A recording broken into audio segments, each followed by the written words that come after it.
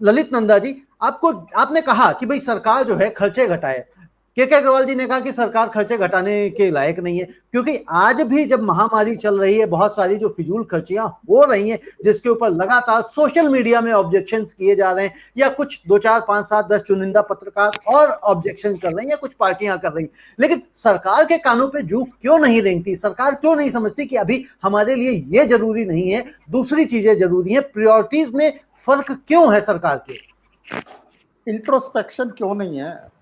आप एक दिल दुखाने वाली बात ही लगती है ना कि एक हीरोइन को Y+ आप अपने पॉलिटिकल रीजन के लिए, मेरा टैक्स पेयर का खर्चा, फिर आप बोलते हो कि इकोनॉमी, ये एपरेंट एक परसेप्शन की बात होती है। वैसे तो मोदी जी इमेज और परसेप्शन पे बहुत ध्यान देते हैं।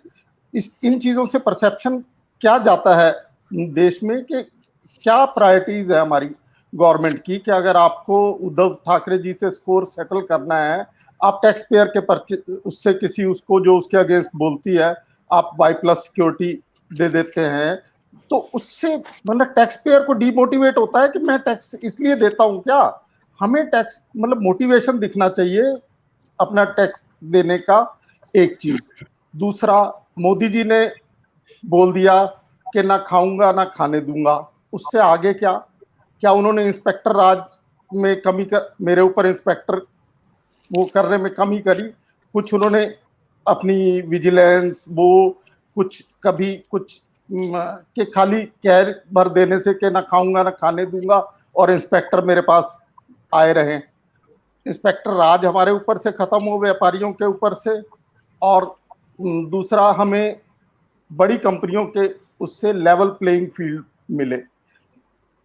टाटा रिलायंस जैसे आज मेरे कंपटीटर हैं, उनकी इतनी डीप पॉकेट्स हैं। फॉरेन कंपनीज आज मेरे कंपटीटर्स हैं, उनके इतने डीप पॉकेट्स हैं। उनको प्रीडेटरी प्राइसिंग अलाउड है, वो कुछ भी स्कीम्स, वो मार्केट शेयर मेरा वो करने के लिए, जैसे जियो ने प्रीडेटरी प्राइसिंग पे गवर्नमेंट की तरफ से कर्टेलमेंट होना चाहिए। आप बड़े व्यापारी के डीप पॉकेट्स है, वो for the time being market share बढ़ाने के लिए प्रीडेटरी प्राइसिंग करता है। That is unhealthy. Monopolistic trade practices को ये सब देखने के गवर्नमेंट और ही उलझनों में ट्विटर को सेट कर लूं, उसको कर लूं, नंदा जी, मीडिया को सेट कर एक्चुअली जो लूं। आप बोल रहे हो, sorry to disturb you in between, जैसे आपने कहा ना जी, प्रॉब्लम क्या है कि चारों तरफ देखना चाहिए। आप खाली एक हीरोइन की तरफ क्यों सिक्योरिटी की बात कर रहे हो? वेस्ट बंगाल में 73 MLA जीत के आए, सबके सबको Y+ सिक्योरिटी दे दी हाँ गई। जी, अब वो खर्चे हाँ है कि नहीं है? अब हाँ ये तो छोटे मोटे खर्चे हो गए। अब विस्ता प्रोजेक्ट के अंदर में 20,000 करोड़ का पैसा लग रहा है, यहाँ पर में वैक्सीन के लिए पैसे नहीं है, हॉस्पिटल्स के लिए पैसे नहीं है, ऑक्सीजन सबके ऊपर में अभी आपको देख लीजिए सेस आ जाएगा, कोविड सेस आ जाएगा। तो प्रैक्टिकली जो गौतम जी बोल रहे हैं, प्रेशर अपने लोगों पे आ रहा है। हर चीज को घूम फिर के what ever it is, pressure अपने पे आ रहा है। ना तो GST की कमी हो रही है, ना दामों के माल के दाम की कम हो रही है, ना पेट्रोल डीजल का भाव कम हो रहा है। मतलब हर चीज जो है बढ़ती सीमा पे है। आप बाहर के देशों में देखिए तो उन्होंने क्या किया, सारे कंप्लायंसेस उड़ा दिया। आज अपने प्रॉब्लम क्या है Gautam ji, compliances of the company इतनी ज्यादा बढ़ गई है, 250-250 कंप्लायंसेस एक एक कंपनियों के ऊपर हो गई। उसका भी एक कॉस्ट लगता है। आप कंपनी चलाएं ना चलाएं, 3 लाख रुपया महीने का तो खाली आपको कंपनीज एक्ट और ये कंप्लायंसेस और ये स्टैंप ड्यूटी भरनी पड़ती है। सरकार को ये सब भी देखना पड़ेगा। आज बिल्कुल, व्यापारी सरकार जो को ये ये सारी चीजों पे ध्यान देना पड़ेगा कि व्यापारी को सांस लेने लायक बनाना पड़ेगा। अगर व्यापारी को सांस नहीं मिलेगी तो अल्टीमेटली तो सरकार खुद भी डूब जाएगी, जिस तरह से लगातार डूबती है। और जिस तरह से ललित नंदा जी ने भ्रष्टाचार की बात कही, मेरे सामने एक शायद लिस्ट है और ये आपको दिख रही होगी। इसमें देखिए कि इंडिया जो अभी पीछे जो इनका सर्वे हुआ था, इंटरनेशनल एजेंसी ने किया था, कि नीचे से कहां पहुंच गई। हम भ्रष्टाचार में एशिया में टॉप कंट्रीज में खड़े हुए हैं। हमारा भ्रष्टाचार कम नहीं हुआ है, बढ़ गया है। सिद्धार्थ जैन जी, जिस तरह से सरकारें ये सारी काम कर रही हैं, क्या जो के अग्रवाल जी ने कहा कि बाहर के देशों में सरकार किस तरह से व्यापारियों को सहूलियत देती है, आप बाहर के देशों के साथ भी काम करते हैं, क्या आपको लगता है कि बाहर के देशों का एनवायरनमेंट, जिस कंट्री के साथ आप काम करते हैं, ये यहाँ पे काम करते हैं, उसके एनवायरनमेंट में, बिजनेस एनवायरनमेंट में कितना फर्क देखते हैं, कितना ब्रीदिंग स्पेस देखते हैं? देखिए, बहुत तकलीफ का विषय है जो आज हम लोग चर्चा कर रहे हैं, बहुत गंभीर समस्या भी है। और बाहर के देशों में मेरा जो रोज नाता मेरा रहता है लोगों से और व्यापारियों से, वहां पे कहीं पर भी इतना पैंडेमिक आने के बावजूद भी, अमेरिका में या जर्मनी में, इटली में या जिन कंट्रीज में मैं व्यापार कर रहा हूँ, कहीं ऐसी कोई व्यापारियों को इनसिक्योरिटी वाली कोई फीलिंग नहीं है। मतलब क्योंकि वहां पर पॉलिसीज बड़ी क्लियर कट सेट होती है, गवर्नमेंट इमीडिएटली एक्शन में आती है। जैसे मैंने बोला था, एक ऑक्सीजन की कमी पूरी करना ही सिर्फ एक प्रॉब्लम नहीं है, जो ऑक्सीजन लेने वाले व्यापारी वर्ग है, जो देश को ऑक्सीजन देते हैं, उनको भी जरूरत है रिलीफ की। अमेरिका वगैरह में सिस्टम बहुत ईजी है, ईज ऑफ डूइंग बिजनेस बहुत, इंडिया अभी भी 61 नंबर पे है, तो इसका मतलब 61 कंट्रीज, 61 देश हमारे से और पहले ईज ऑफ डूइंग बिजनेस में आते हैं। आज भी 61वें नंबर पे खड़े हैं, और हो सकता है जो हालात अभी चल रही है और जो पैंडेमिक के बाद जो हालत होंगी, हो सकता है हमारा नंबर 61 नंबर से दोबारा 140 था पहले, जो कुछ साल पहले, हम दोबारा उसी जगह पे आके खड़े हो जाए। जैसे मैंने पिछले शो में भी कहा था, हम 21वीं सदी की बात करते रहे, 21वीं सदी तक हमने पहुंचना शुरू किया था, बहुत अच्छे मुकाम पे हम पहुंचने वाले थे, अपने आप को हम डेवलप्ड नेशन वाले स्टेटस में कुछ सालों में आना चाह रहे थे, आने वाले थे, ब्रिक्स में आ रहे थे हम लोग।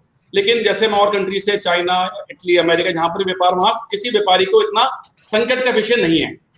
क्यों नहीं है? क्योंकि वहां पर एकदम एक्शन प्लान बन जाता है और एक गवर्नमेंट की पॉलिसीज क्लियर होती है।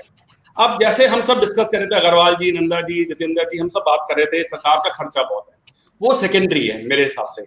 सरकार हमारा लॉस, व्यापारियों का लॉस नहीं पूरा कर सकती, ना हम एक्सपेक्ट करें कि हमें लॉस हो रहा है वो करें, लेकिन एक नीति बना सकती है। जो जितेंद्र जी ने बोला कि एक गवर्नमेंट एक पॉलिसी क्यों नहीं बनाती रेंट एग्रीमेंट्स की, आपस में लैंडलॉर्ड और एक टेनेंट की, ताकि कोर्ट कचहरी में केस ना बढ़े। तो अगर गवर्नमेंट किसी को पैसे ना दे, किसी व्यापारी को भीख नहीं चाहिए, किसी व्यापारी को कोई फाइनेंशियल सहायता नहीं चाहिए, सिर्फ व्यापारी वर्ग चाह रहा है कि एक सिस्टम और एक स्ट्रक्चर बन जाए। गवर्नमेंट कम से कम, एक बीइंग अ गवर्नमेंट, एक स्ट्रक्चर दे देंगे तो सब लोग उसका पालन करेंगे। एक व्यापारी दूसरे व्यापारी का गला घोटेगा तो मारकाट मच जाएगी। तो एक गवर्नमेंट कम से कम इस समय एक स्टेप इन करके एक पॉलिसी बना दे कि अगर किसी का रेंट है तो झगड़ा ना करे, उसका रेंट उसको डेफर हो जाएगा, या उसको 6 महीने का मॉनिटरियम पीरियड दे दे। लैंडलॉर्ड को बोले कि देखो भाई, अपने टेनेंट को आप परेशान मत करिए, जो भी आपका 2 महीने आपका रेंट नहीं दे पा रहा, या उसको नहीं, आपको नहीं लेना चाहिए, आपको वो किस्तों में अगले 1 साल के अंदर पूरा कर देगा। तो अगर गवर्नमेंट, और फिर सेकेंडली लेबर, अभी गवर्नमेंट की कोई पॉलिसी लेबर के लिए नहीं आई है कि लेबर को पूरे पैसे मिलने चाहिए, नहीं मिलने चाहिए। अब लेबर एक बहुत बड़ा इश्यू है कि हर व्यापारी अपने लेवल पे, जिसके पास 2 लेबर है, किसी के पास 2000 है, किसी के पास 200 है, अपने ही लेवल पे उनको कंट्रोल कर रहे। गवर्नमेंट इसमें नहीं आई। मेरे ख्याल से गवर्नमेंट अगर थोड़ा इनिशिएटिव लेके सिर्फ एक पॉलिसीज बना दे, एक फ्रेमवर्क बना दे, जिसको सारे व्यापारी वर्ग और सरकारी महकमे फॉलो करे, तो उसमें सरकार का कोई खर्चा नहीं होना। सरकार को अपना खर्चा नहीं कम करना, मत करे, लेकिन कम से कम एक इंस्ट्रक्शन पॉलिसी बना दे। अगर मैं आपको एक छोटा सा डाटा देता हूं, आज एमएसएमई में करीब 60 करोड़ हमारे बिजनेस यूनिट्स हैं इंडिया में, जो 30% ऑफ जीडीपी को कंट्रोल करते हैं और 12 करोड़ लोगों को एम्प्लॉयमेंट देते हैं। जो 12 करोड़ लोगों की एम्प्लॉयमेंट बहुत बड़ी एम्प्लॉयमेंट होती है। अगर हम बच्चों को, गांव के किसानों को बाहर निकालते तो 12 crore, I think is a very big percentage of working population. आज जो बिजनेस, जो लॉकडाउन की वजह से हर बिजनेस में 60% का लॉस होगा करंट क्वार्टर्स में, ये इकोनॉमिस्ट ने वर्किंग करी है। 20% का लॉस होगा अगले 3 क्वार्टर्स के अंदर, जो जिसकी वजह से पूरे साल का 30% का रेवेन्यू लॉस हो जाएगा कम से कम। तो हमें इसका मतलब किसी भी व्यापारी को 30% लॉस को सहने के लिए कम से कम 25% की कॉस्ट कटिंग करनी पड़ेगी। अब एमएसएमई में अब समझना पड़ेगा, एमएसएमई में जो हमारी बिगेस्ट कॉस्ट हमारी स्किल्ड एंड अनस्किल्ड वर्कर होती है, बस उसमें मशीन या रॉ मटेरियल इतनी नहीं जितनी हमारी अनस्किल्ड होती है। तो अब जो अनस्किल्ड वर्कर की अगर हम 10% से ऊपर कॉस्ट कटिंग करेंगे तो वो बर्दाश्त नहीं कर पाएगा, वो जो एक एम्प्लॉय वर्ग है या एक मजदूर वर्ग बर्दाश्त नहीं कर पाएगा। तो मेरे ख्याल से जो लेबर लॉस वगैरह जो बाकी देशों, आपका जो क्वेश्चन था बाकी देशों में कैसा होता है, बाकी देशों में इतनी तराई नहीं मची, क्योंकि वहां पे सारे लॉस जो है बड़े क्लियर होते हैं। अगर वहां की सरकार कहती है $600 हर महीने पहुंच जाएंगे, $800 हर महीने पहुंच जाएंगे, तो पहुंच जाते हैं। और सिर्फ अगर हम पैंडेमिक को ना देखें, अगर मैं जर्मनी का एग्जाम्पल लूं, मैं जर्मनी में व्यापार करता था, तो मुझे मालूम पड़ा था कि जो आदमी अनएम्प्लॉयड है उस कंट्री में, बिजनेसमैन को छोड़िए, जो बिजनेसमैन था या अनएम्प्लॉयड हो गया, नौकरी चली गई, उसको भी वहां इतना भत्ता मिलता है कि उसको इवन बियर तक पीने का भत्ता दिया जाता है। इतना पैसा हमारे देश में भी है, लेकिन उसका उपयोग सही नहीं है। उसका उपयोग गलत चीजों में, नए नए एट्रियम बनाने में, जेट सिक्योरिटीज में निकल जाता है, या और किसी भी कारण से निकल जाता है। जी बिल्कुल, आप पैसा है हमारे पास, इसमें कहीं कोई किंतु परंतु नहीं है, लेकिन उसका पैसे का दुरुपयोग होता है, कहीं का कहीं जा रहा है।